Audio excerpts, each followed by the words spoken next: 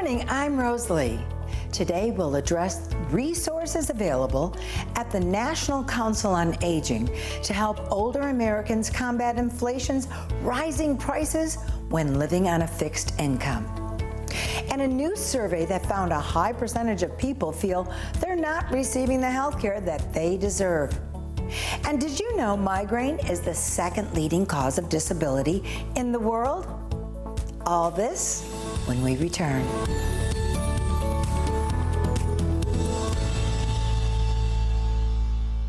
Are you a senior that wants to see a doctor but can't get an appointment? Don't be frustrated because you're not alone. A new survey from Chen Senior Medical Center revealed 1/3 of respondents say that it's difficult to get an appointment when they need it. This can have a significant impact on health, especially for older Americans. Joining us this morning is Dr. Alexandria Behringer, the National Director of Quality and Patient Experience at ChenMed. Good morning, Dr. Behringer. Good morning, Rosalie. This new survey, Dr. Behringer, found that a high percentage of people feel they're not receiving the health care they deserve. Why is it that the respondents to this survey are feeling this way? And what is happening that is causing patients to feel they're not getting the care they deserve? It is so sad to hear that across our U.S., doctors just don't have the time to invest in patients.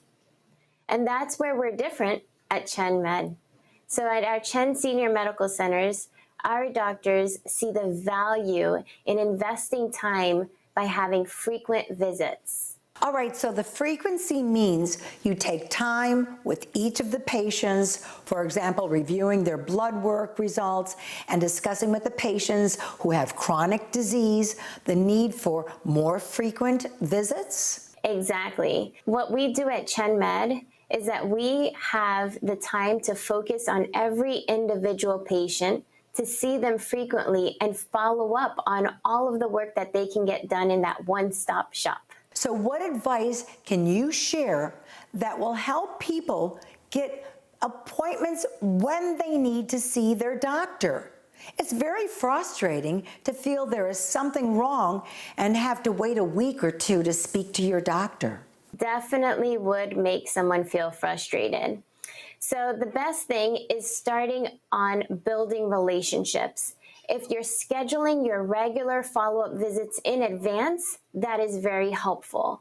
Part 2 is ask yourself, does my doctor's office accept walk-ins? Because they should. Part 3 is, do I have my doctor's cell phone number?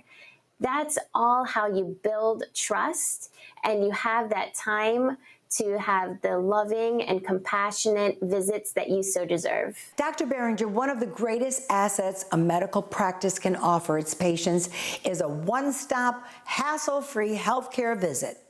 As the National Director of Quality and Patient Experience, tell us about the new facilities opening right here in our area that can help older Americans get quicker quality care. We have dozens of facilities across South Florida. We're opening 3 more in a few weeks. And so these centers are fully equipped where you can get your blood work done, you can see your specialists, you can get your medication the same day that you're seeing your doctor. So it really is that one-stop shop rather than having to go to 5 different places for your one health condition. So what advice can you offer patients who have common chronic conditions such as diabetes, respiratory illness, or heart disease, and are concerned that they receive the best health care that's available? This will help older patients become more proactive. Yes, the key to managing chronic conditions is frequent visits. It's educating yourself on what your current condition is and how does that fit in your lifestyle and what your goals are. And all of that comes through by having a loving and trusting relationship with your doctor where you're seeing your doctor frequently so that little bit at a time you're discussing that chronic condition. As America's leading primary care provider, ChenMed believes the doctor-patient relationship is at the heart of good primary care. So tell us, what can a patient expect when they change from their primary care physician to a MyChen doctor? They have a dedicated team. So the heart of that is having your doctor in a private visit where you get to discuss everything that you need to discuss with your doctor, and seeing your doctor frequently. So we see our patients once a month at the very least. Some patients, we're telling them, come back tomorrow, come back next week. And that doctor has a dedicated team to help coordinate your care. Up to 3 different people helping to keep all of your health conditions on track. So there's a team of professional healthcare providers to help ensure your health concerns are met. Exactly. Share with us what the new locations are opening in South Florida. We'll be having some in Plantation, in Pembroke Pines, to name a few, but go to mychendoctor.com to see where one is opening in your area so that you can get linked up right away. That's mychendoctor.com. We also have a 1-800 number, 1-800-673-1108. Thank you, Dr. Behringer, for sharing the importance of caring for older Americans with quality care. Thank you so much at helping us save lives. My pleasure.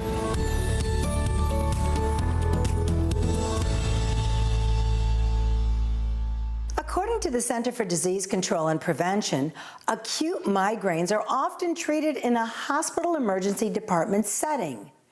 In fact, emergency department visits for headaches account for 3% of annual visits in the United States.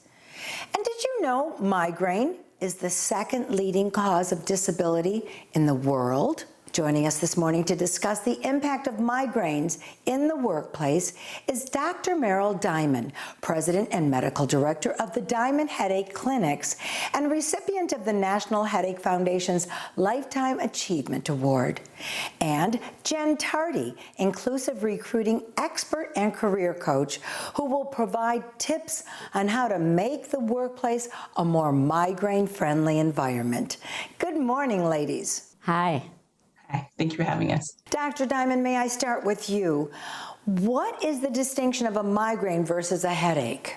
Yeah, so migraine is a complex neurologic disease associated with a severe throbbing headache pain with other symptoms, including nausea, sometimes vomiting, light and noise sensitivity.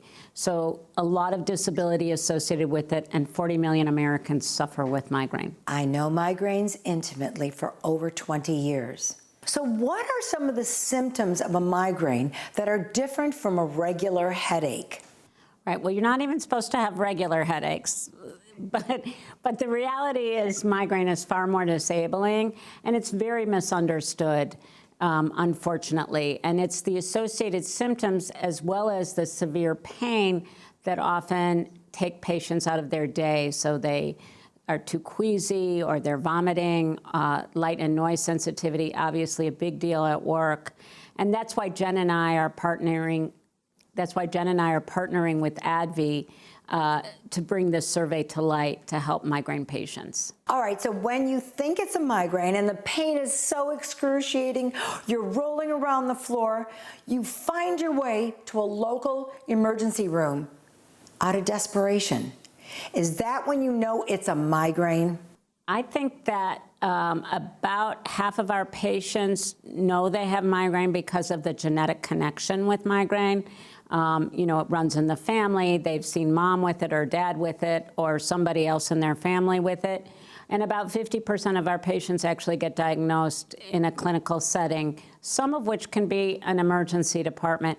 But again, ERs are noisy, loud places where, you know, it's not a great place to go for your migraine when you end up there. Jen Tardy, tell us how many people are affected by migraines in the workplace and struggle to get their work done in terrible pain, mostly working in well-lit environments. Now, you mentioned it earlier, and this is such an important fact here, it's that migraine is the second leading cause of disability in the world. And so there are so many people out there in our workplaces who are feeling alone in this.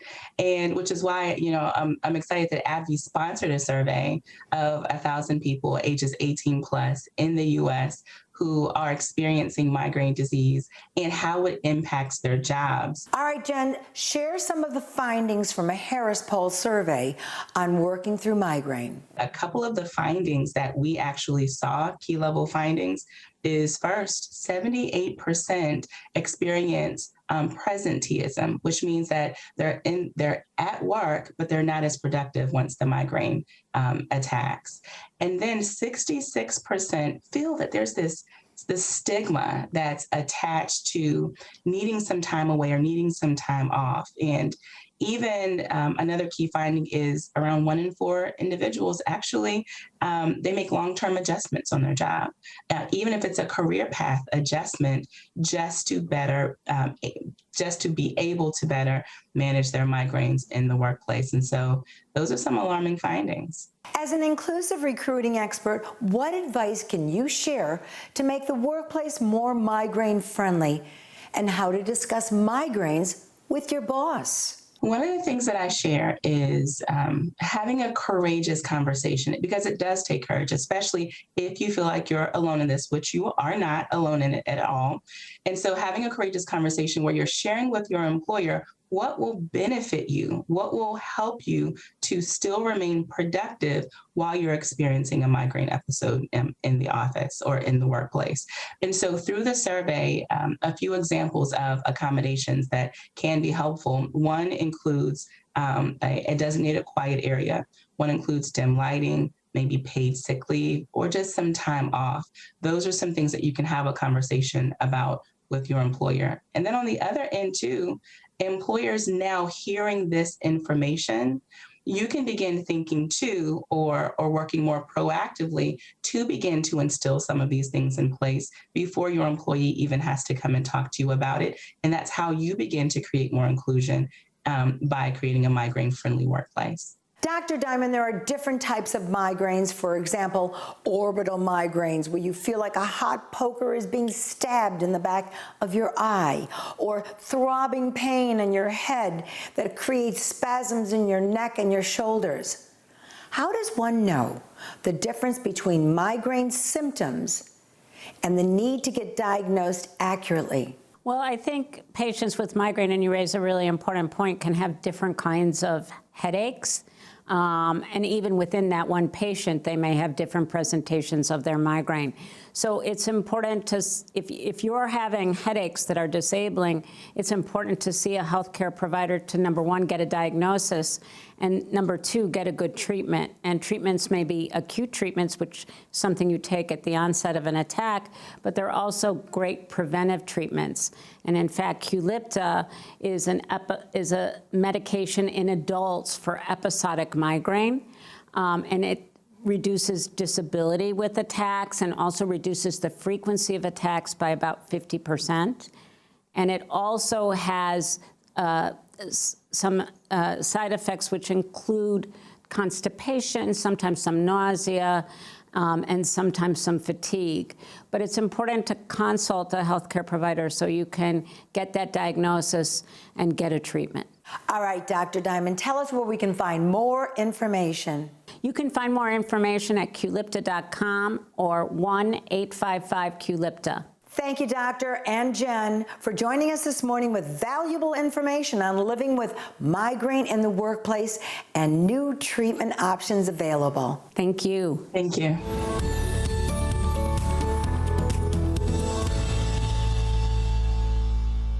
Have you heard of a profile of older Americans? Well, it's a summary of critical statistics related to the older population in the U.S., and it relies on data offered by the U.S. Census Bureau.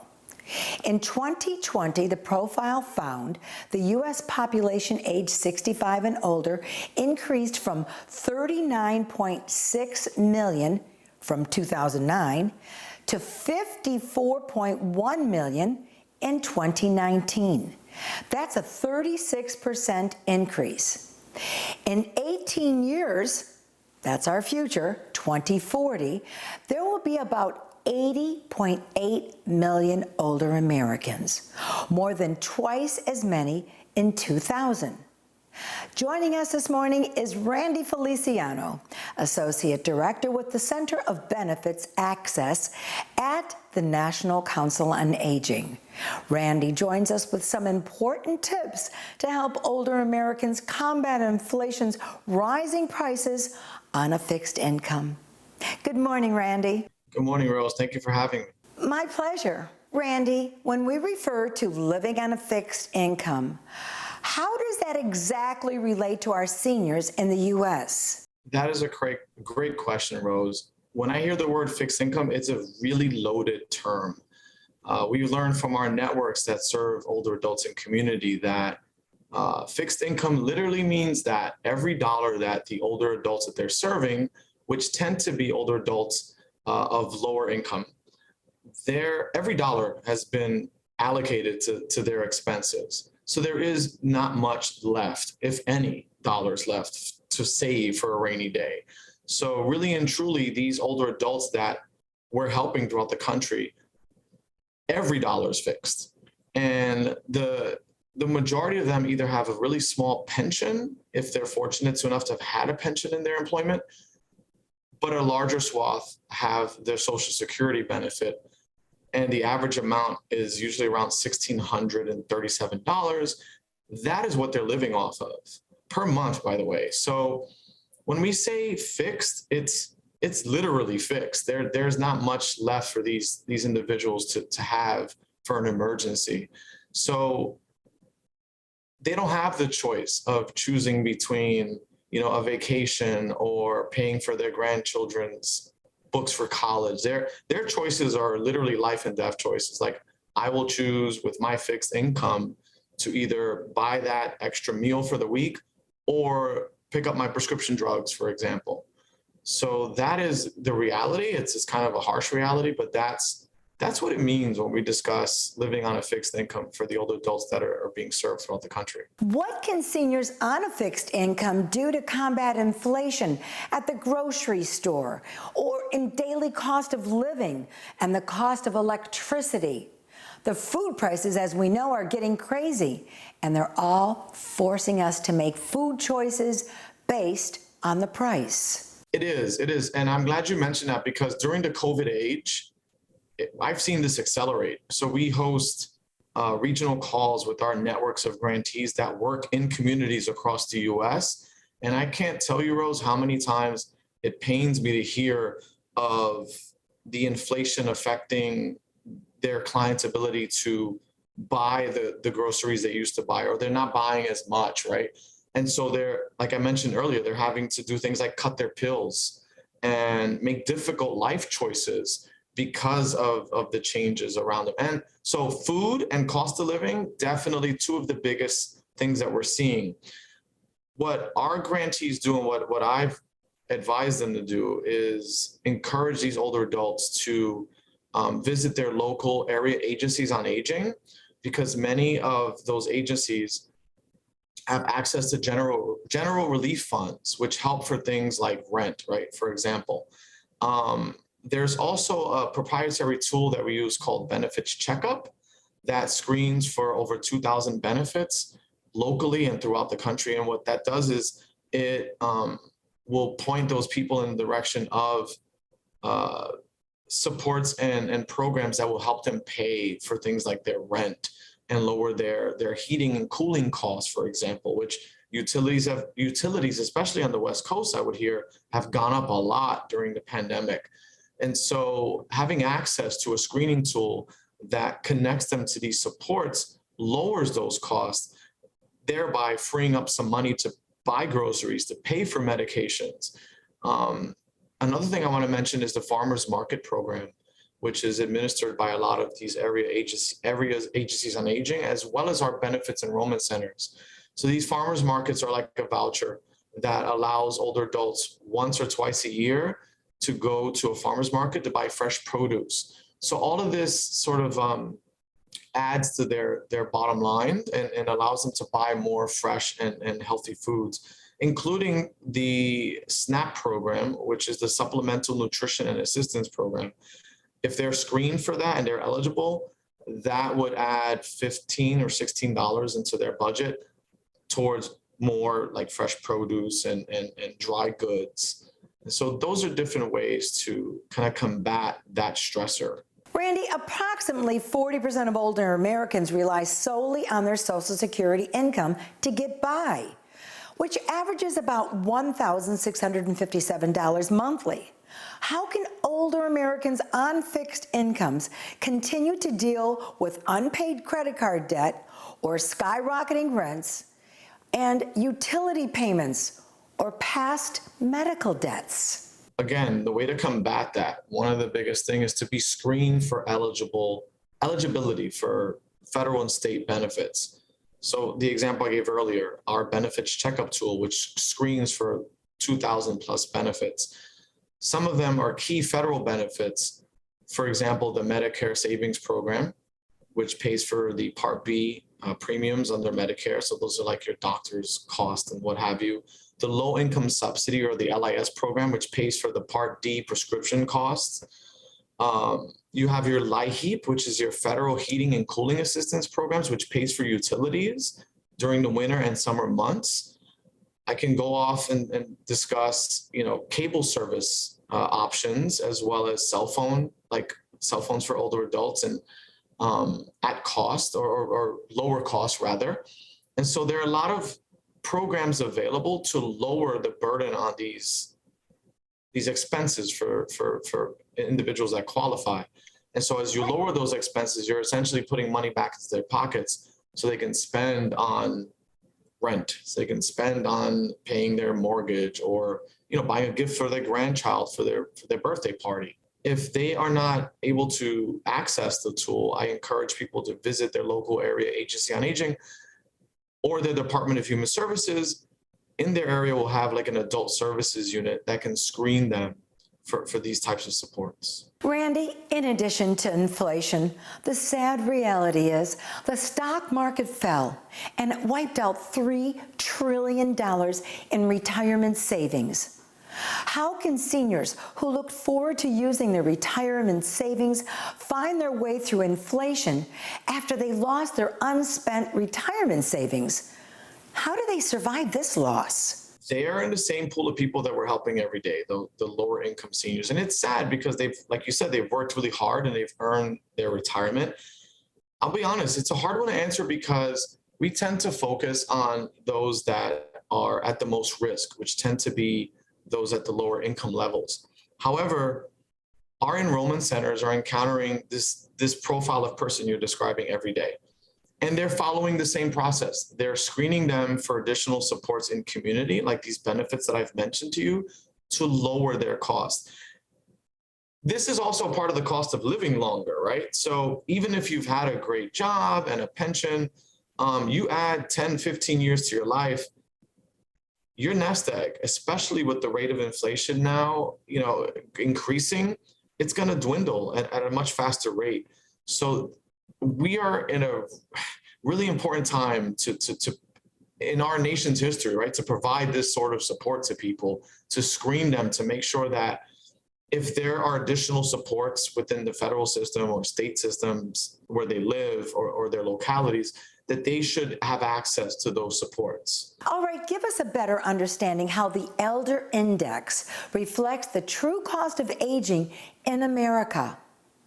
Does the index continue to change as inflation in our economy goes up? Yeah, the Elder Index is a very important tool. And, there's discussions happening right now to address its significance and its improvement. And NCOA is, definitely one of the drivers for propelling that effort with the Elder Index. I would say that according to the U.S. Bureau of Labor and Statistics in 2019, 60% of people were enrolled in a retirement plan through their employer, but really only 40% were accessing it. And the amount that they were saving through that, like through their income from their employer, wasn't enough to really have a nest egg.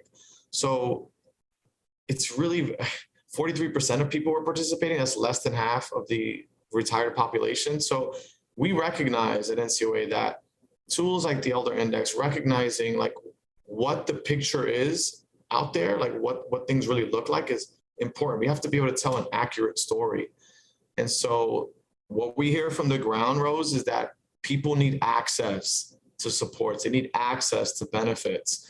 And so offering them the same screening tools, and I'll keep saying this, to lighten their burden so they don't have to cut pills, that's the way to go right now. We have to make sure that we're leveraging these resources. And that's what we do through our networks. Where can our viewers who are living on a fixed income find more information on how to get past the burden of inflation and economic insecurity? One way to do it is through benefitscheckup.org.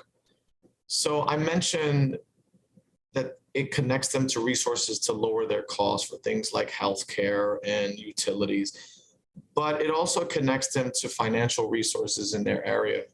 So if a person goes into benefitscheckup.org and they put in their zip code, it pops up a window of different search items. So would you like to learn about savings? Would you like to learn about medical costs? Would you like to learn about XYZ? And so as you select those options, you go through a screening process, a pretty short one at that, and it'll connect you to applications. It'll connect you to who to speak with in your area, which counselors can help you. And so it's really a bridge to that type of support. Share the National Council on Aging's hotline for elders. We recognize that there are a lot of older adults and people in general that may not have access to the internet. And so our national hotline is 1-800-794-6559. And so that number will connect them to a specialist who can assist in the screening process, but also referring that individual to their local benefits enrollment center or area agency on aging so they can receive the support and the help they need.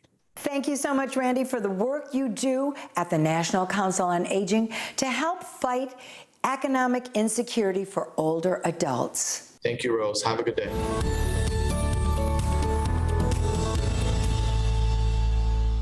Skyrocketing inflation affects the lives of Floridians, mostly seniors on a fixed income. While patients who responded to a new healthcare survey revealed they aren't receiving the healthcare they deserve. Supplemental resources are available to help Floridians address their healthcare concerns and financial insecurity. And new treatment options are also available to help those suffering from migraine pain at work or home to achieve a greater quality of life. Share your healthcare concerns for you or your family at facebook.com/Rose Lee Show and follow us on Instagram @The Rose Lee Show. And watch this episode and many others 24/7 at RoseleeArcherShow.com. Thanks for joining us this morning. We look forward to seeing you soon.